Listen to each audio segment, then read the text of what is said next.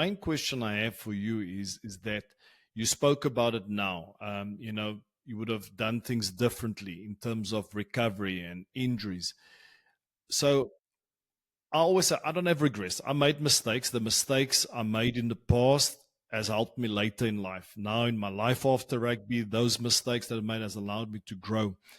But if you have to look back there, and let's just create the scenario as from an educational point of view for our younger listeners, is there anything that would have done differently? Or was there a massive setback that you experienced that really helped you late in life? Um, I don't know. I don't know if it was one thing. Do you know? I think with me, it was just a range of little things and little people that keep steering me in the right path. Um, my biggest challenge, and probably still to this day, and where the mistakes I get is, you know, I want everyone to be happy, and I want to have fun with things. And I think sometimes we get so that, I'm quite energetic, and, sometimes at 3 a.m. you should go home early. And I think if I controlled myself a little bit more there, then you wouldn't, you know what I mean? Like, you could have been a better person the next day, and the recovery side would have helped. You would have focused a bit more on Monday rather than just sweating it out. You would have been getting ahead. But then you say you made a lot of mistakes. I did make a lot of mistakes. And at 19, when you're in the public eye of New Zealand, you grow up in front of everyone. And, I can pretty comfortably say that there's probably not many people in New Zealand that don't know one of my stuff ups. But then again, that also helps you, I think, because you're not afraid to admit that you do things wrong, because people know you've done things wrong. So you can walk towards the honesty of true life a lot easier.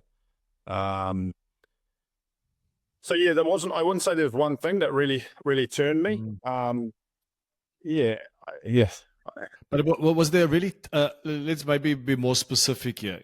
Is there really a moment in your career where it was, man, you mentioned you got a lot of people steering in the right direction, people are helping you, but is there one thing, like, it was extremely hard? I always talk about my injury in 2005. I was out for 2 years. I picked up 20 kgs. I was binge eating and doing a lot of you don't pick up 20 kgs by accident, man, So and that was extremely tough for me. There were times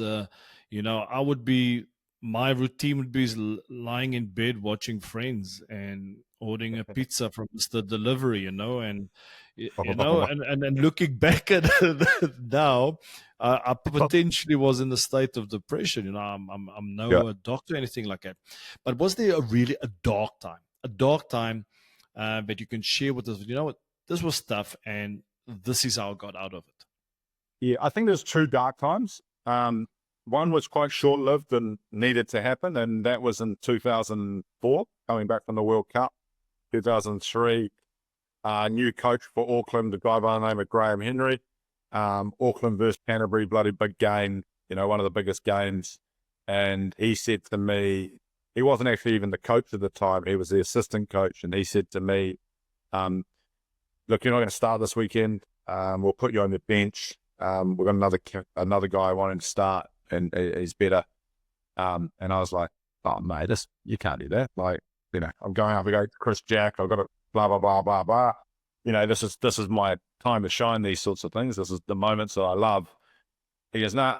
And you know what? I truly don't think you should have been an All Black as early as you were. And I was like, mate, I played 15 odd tests. You can't just say I shouldn't have been one. And he said you shouldn't have been one. And, I don't think you're there. But one of those moments you're like, you can't take those away from me. They're my jersey.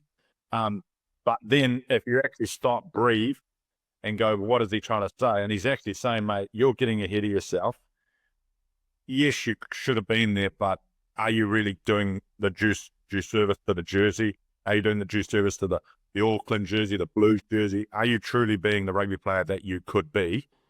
And take a look. And I mean, that moment made me go, "Sheepers, he is right. You can lose it like that." So there was that moment, which was a mental, young buck, keep going.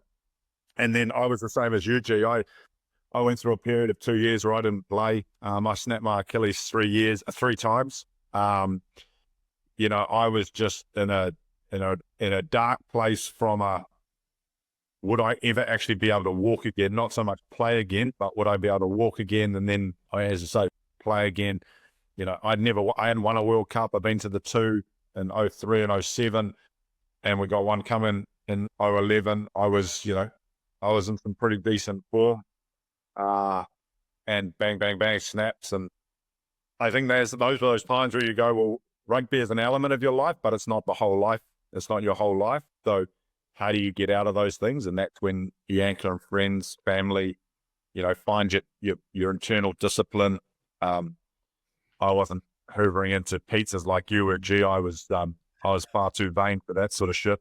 So I had to take my shirt off and still be happy with myself. I just couldn't let my pop get like that. Mind you, I'm struggling now. I've got to admit, it's not as easy to keep it off, keep those. But, you do have those moments. You do have those moments in life. You do have those moments like now, with business decisions and things like that. You've got to grind them out. But there is always an end. Do you know what I mean? Like there's always a path out, not an end as in it finishes, but there's a path out. There is always a way out of something. It may not be the one you want to take, but it is. But there is opportunities at the end of every tunnel with this door's shut. I strongly believe in that, and things do happen for a reason. And so that's really, it taught me, keep pushing, keep pushing, keep pushing. Things will come. It might not look how you wanted. For instance, coming off the bench in the World Cup final, that's bullshit. That was not my dream. That was not how it was meant to. I was going to start and finish and be the hero. But I was there for my team. I was there for the country, and I did my part, and that was my role. And that was for me now, there's a lot of beauty in that. But it wasn't my dream. Hell, mate, I was going to be the hero. But that's how it worked. That's how life works. But now, you chuck anything at me now, and I'm like, well, mate, I was in a moon mood for 18 months. You know what I mean? It's these things are minor. So. Yeah, I do think it's the adversity that rugby teaches you. Yeah. But just there, maybe to give insight. Sorry, Ben, I just want to just one last question before I hand over to you. I think a lot of people don't really understand what we go through as rugby players. You just mentioned there now you on the bench. In my case, in the 2007 World Cup, I didn't play in the final. I was there in the World Cup, and I was devastated. And, looking back to my journey, I started all the test matches before the World Cup. But then I have to ask, did I give enough positive pictures to the coach to reassure him that, okay, I should have played? I have to be honest with myself. And looking back at it now, I can actually say, you know what? And I'm due to catch up with Jake White, by the way. I'm about to have a chat with him. He needs to explain, not to explain. I just want to learn, being a coach myself. But in that moment, when you realized you were going to be on the bench, how did that feel? Because people just think they see us, we're living the high life, we're always in the public eye. At the end of the day, we're human beings too. How did it feel in that moment when you were told, you know what, you're going to be on the bench? Yeah, I think before I probably answer that, I'd also say that in the world we live in, we're all about this little screen here, and how do I look in this screen, and not for myself, but how do I look to the world? And we all sit there and we're going, blah, blah, blah, they look so good. But respect the fact that everyone is going through their stuff, whether it's positive or whether it's negative or whether they're in a real battle or they're not. You have to respect the fact that everyone is going through it, and everyone will go through stuff, and everyone will have positives and negatives and stuff like that. And I think as sportsmen, we go, oh, it's just about us. You know what I mean? We're in the public eye and people don't really know how I truly feel and what's truly going on to me and blah, blah, blah. And you're like, yes, mate, but hold on, get out of your flipping bubble. what about the guy trying to catch the bus who actually has to make it, because if he misses it, he doesn't work those 8 hours and he loses it, and then his kids don't get. Do you know what I mean? So I think the sports world is so beautiful in so many ways, but then so dangerous in other ways, because it does put us in a bubble. And to me, I think the world needs to understand that, yes, we look good in these screens at times, but let's all respect everyone and what they're going through and their challenges. And then I think when I got dropped, to me, I think it comes back to, as I said, those relationships.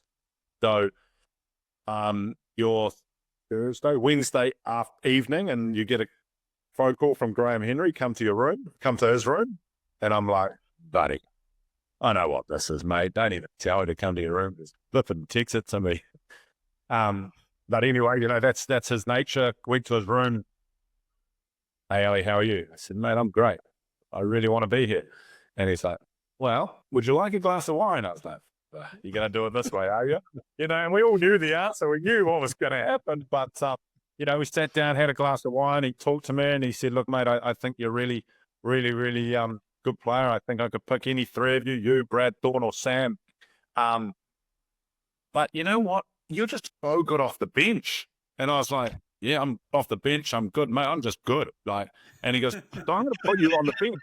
I was like, don't do that bullshit. He's like, no, you're better off the bench than Sam and Brad are. I was like, hold on.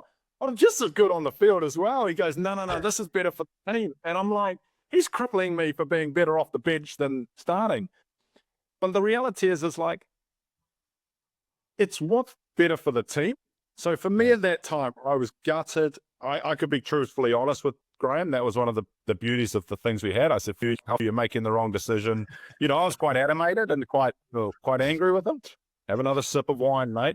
And I was like, oh. And then I think 5 or 6 minutes into it, we pushed through, and, it's about the team, not you, and all that sort of stuff. And that's ultimately what you've got to look at. The world is not just solely about you. The world is about everyone and all coming together. And, that's when, he just touched in, this is your part. So I think so where I'm probably trying to get to is, we all have bad times. We all have good times.